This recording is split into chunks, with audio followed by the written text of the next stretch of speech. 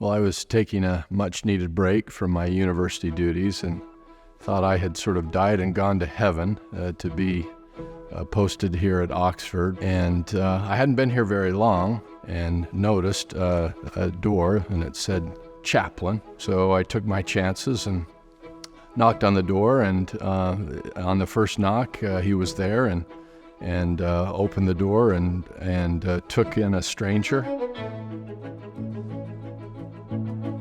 Somehow we got talking about the Book of Mormon, I think, on our very first conversation. So there was something theologically that linked us. There was something in terms of our just personal friendship that linked us. And it felt like something that was not new. To understand as an outsider what the theology of the Church of Jesus Christ of Latter-day Saints is, it just struck me, of course, it's a theological sociology. It's about the society, the nature of the redeemed, the restored church, where you have both a tremendous respect and embrace of people. And I remember thinking, gosh, these people are really gracious. But after that, I didn't really have a connection with the church again until Matt knocked on the door, and that was the beginning of a beautiful friendship.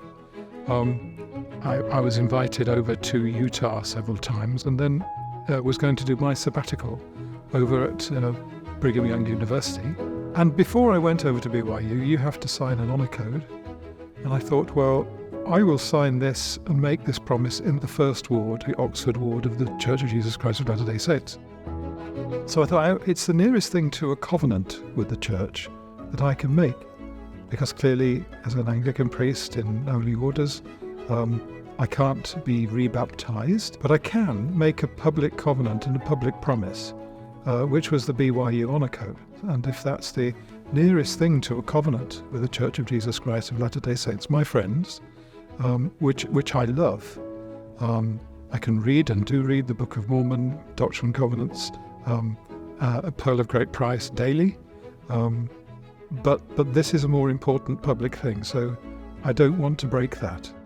For my children, for myself even, to see such faith, such devotion, such individual agency and great use of that agency in and across another tradition. He's just such an example par excellence of that. It's opened up my world even more so to the need to have friendships across all traditions and all faiths, especially at the time of the world that we live in today.